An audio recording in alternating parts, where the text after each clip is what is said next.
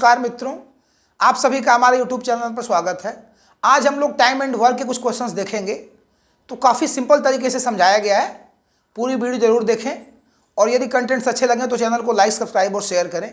आइए स्टार्ट करते हैं। देखिए इसमें पहला जो क्वेश्चन कह रहा है कि ए किसी काम को करने में 20 से 4 गुना अधिक कार्यकुशल है। ए किसी कार्य को करने में 20 से 4 गुना अधिक कार्यकुशल है। दोनों मिलकर काम को 10 दिन में समाप्त करते हैं। दोनों मिलकर किसी काम को 10 दिन में समाप्त करते हैं। बी अकेले काम को कितने दिन में समाप्त करेगा? बी अकेले काम को कितने दिन में समाप्त करेगा? तो पहले देखिए क्षमताओं का अनुपात थोड़ा देख लिया जाए। पहले इसमें देखिए, इसमें क्षमता हो गई ए की और बी की, और यहाँ पे ए प्लस बी भी लिखिएगा। देखिए उसको हम दो तरीके से हल करेंगे। आप पहले इसको समझिए। पहला तरीका इसका ये होगा, ए की क्षमता, बी की क्षमता, ए प्लस बी की क्षमता। तो ए कह रहा है बी से 4 गुना ज़्यादा कार्यकुशल है। तो यदि ए की क्षमता 4 हो जाएगी तो बी की 1 हो जाएगी। अब समझिए पहले इसको कि यदि ए की क्षमता 4 हो गई तो बी की 1 हो जाएगी, क्योंकि ए 4 गुना ज़्यादा कार्यकुशल है। तो 4 1 5, ए प्लस बी की क्षमता हो जाएगी 5। पहला तरीका हमारा देखिए इसमें ये होगा, अनुपात से लगाएंगे पहले तरीके में हम।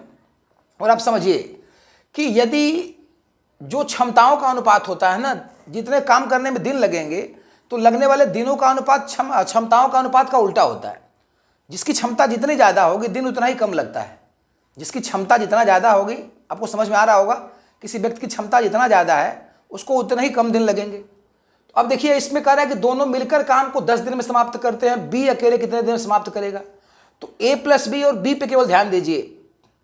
दोनों मिलकर काम को 10 दिन में समाप्त कर रहे हैं, तो बी कितने दिन में समाप्त करेगा? तो बी और ए प्लस बी पे ध्यान देना है। तो यदि बी और ए प्लस बी की क्षमताओं का रेशियो 1:5 हो गया तो समय का अनुपात कितना हो जाएगा बताइए? समय का अनुपात 5:1 हो जाएगा।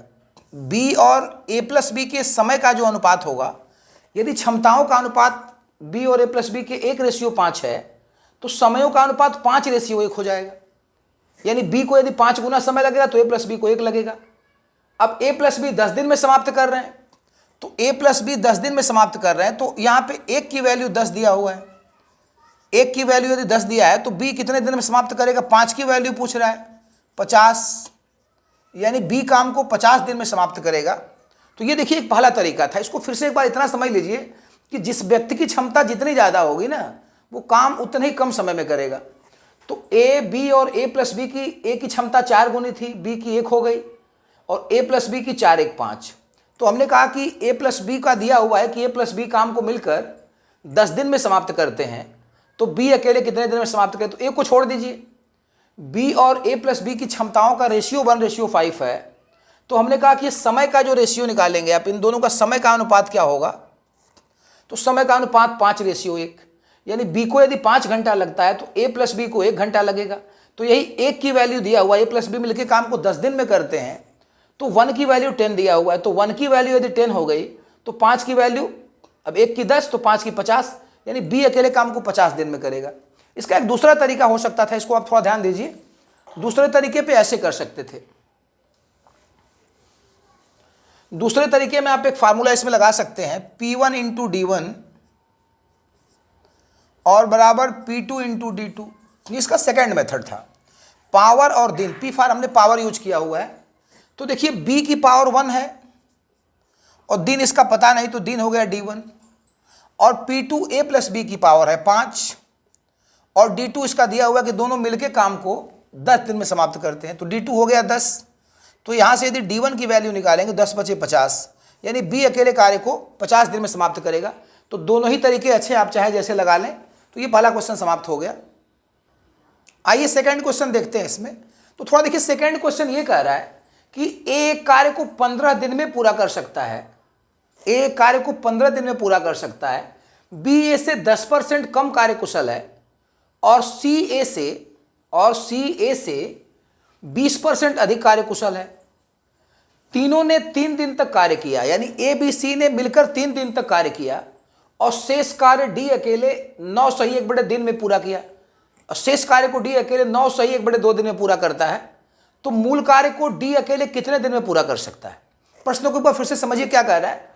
कह रहा है कि ए कार्य को 15 दिन में पूरा कर सकता है, बी ए से 10% कम कार्यकुशल है, और सी ए से 20% अधिक कार्यकुशल है। तीनों ने मिलकर 3 दिन तक काम किया और जो शेष काम बचा उसको डी अकेले 9 से ही 1/2 दिन में पूरा किया। तो मूल कार्य को डी अकेले कितने दिन में पूरा करेगा? पर देखिए क्षमताओं की बात की जाए तो ए देखिए 15 दिन में काम पूरा कर रहा है और ए की क्षमता हम लोग 100 मान लें। यदि ए की क्षमता 100 मान लें तो बी ए से 10% कम कार्यकुशल है। यदि बी ए से बताइए 10% कम कार्यकुशल है तो बी ए से 10% कम कार्यकुशल है तो बी की क्षमता 90 हो जाएगी। और सी कह रहा है कि ए से 20% ज़्यादा कार्यकुशल है तो सी की क्षमता कितनी हो जाएगी? 120। सी की क्षमता 120। अब देखिए इसमें आप भाग देंगे एक संख्या से, जैसे तीनों कट जाएं तो आप 10 से भाग दिए तीनों में तो ए की क्षमता हो गई, अनुपात निकालना 10:9:12। 10:9:12 तो ए की क्षमता यदि 10 हो गई तो बी की 9 और सी की हो गई 12। अब देखिए इसमें कह रहा है कि ए बी सी तीनों मिलके काम को कर रहे हैं 3 दिन तक। तीनों मिलके काम को 3 दिन में पूरा करते हैं। तो पहले आप ये देखिए कि 3 दिन में काम कितना हुआ। तो पहले देखिए ए अकेले मतलब ए कार्य को 15 दिन में पूरा कर रहा है। ए अकेले काम को 15 दिन में पूरा कर रहा है। तो पहले देखिए कि ए बी सी मिलके तीनों काम कितने दिन में पूरा करेंगे। तो फार्मूला वही लगाइएगा, क्षमता P1 × D1 बराबर P2 × D2।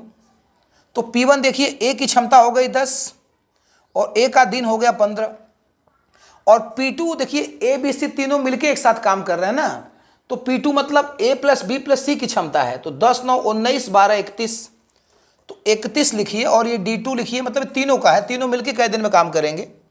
तो यदि D2 की वैल्यू देखी जाए तो 15 में 150/31 यानी तीनों यदि मिलके काम पूरा करेंगे तो 150/100 मतलब 31 दिन में काम पूरा करेंगे। P1 × D1 बराबर P2 × D2। ये P1 की ए की क्षमता थी, ए का दिन, और P2 तीनों को मिला के क्षमता थी। तो मिला की क्षमता थी तो कितना हो गया इसमें 12, 9, 21, 10, 31 गुणे D2। तो यहाँ से P2 × D2 ये रहेगा। तो D2 का मान 150/31 यानी तीनों मिलके काम को 150/31 दिन में पूरा करेंगे। अब ये देखिए 3 दिन में कितना काम हुआ। तो एक दिन का काम, जैसे आप ये समझिए कि यदि कोई व्यक्ति पूरा काम x दिन में पूरा करता है तो एक दिन में 1/x काम पूरा करेगा। तो एक दिन में 1/x काम पूरा करेगा तो a + B + C यदि देखा जाए कि एक दिन में पूरा काम कितना, मतलब एक दिन में कितना काम पूरा करेंगे तो इसको पलट देंगे 31/150। A + B + C एक दिन में कितना काम करेंगे तो पूरा काम 150/31 दिन में हो रहा है तो एक दिन में 31/150 काम होगा। तो 3 दिन में कितना काम हुआ होगा बताइए। तो 3 से इसको काट दीजिए 50 बार में तो 3 दिन में भाई 31/50 काम हुआ होगा। 3 दिन यदि ए बी सी मिलके काम करें तो 31/50 काम कर लेंगे तो शेष काम कितना बचा होगा देखिए। तो शेष काम कितना बचा होगा 1 ऋण 31/50। 50 से कम 50 में से 31 घटा देंगे 19/50 तो शेष काम बचा 19/50। अब इसी शेष काम को डी जो है 9 से 1/2 दिन में पूरा कर रहा है। इसी शेष काम को डी अकेले 9 से 1/2 दिन में पूरा कर रहा है। तो कर रहा है मूल कार्य को डी कितने दिन में पूरा करेगा तो 19/50 काम ये बचा हुआ है शेष काम, और डी इसको 9 से 1/2 यानी 2 × 9 = 18 19/2 दिन में पूरा कर रहा है। तो पूरा काम कितने समय में करेगा 19/50 काम डी 19/2 दिन में कर रहा है। तो पूरा काम करने के लिए इसी दिन में ना इसी शेष काम से भाग दे देंगे। 19/50 से इसमें भाग दे देना आपको। तो 19/50 से भाग दे देंगे इसमें। तो अब ये देखिए 19 से 19 कट जाएगा, 50 ऊपर चला जाएगा, 50/2 यानी 25 काम, यानी 25 दिन लगेगा। यानी डी अकेले यदि काम को समाप्त करेगा तो 25 दिन में समाप्त करेगा। तो ऐसे बड़े बड़े भी क्वेश्चन देखिए आए हुए हैं एग्जाम में और ऐसे ही करना पड़ेगा इसको। तो एक बार फिर से समझ लीजिए कि ए बी और सी की क्षमताएं 100, 90 और 120 थी। 10:9:12 के अनुपात में था। तो अब ए की क्षमता गुणे ए का दिन और A + B + C की क्षमता गुणे A + B + C का दिन। तो अब ए की क्षमता 10, दिन लगा 15 और A + B + C की क्षमता जो हो गई तीनों को जोड़ दिए थे 31 दिन D2। अब D2 का मान 150/31 यानी A + B + C यदि मिलके काम पूरा करेंगे तो 150/31 दिन में पूरा करेंगे।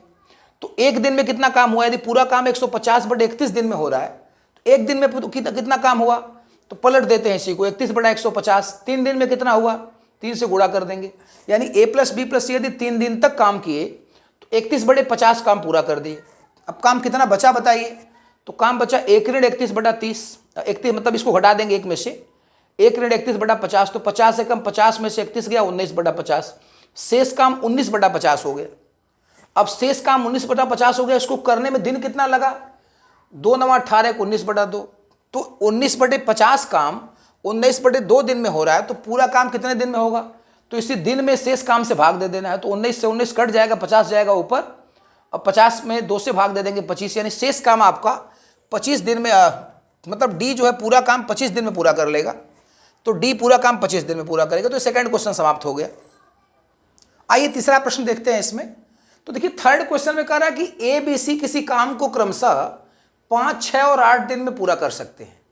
ए बी और सी किसी काम को क्रमशः 5 6 और 8 दिन में पूरा कर सकते हैं यदि वे एक साथ काम करें और उन्हें 2950 रुपया प्राप्त हो।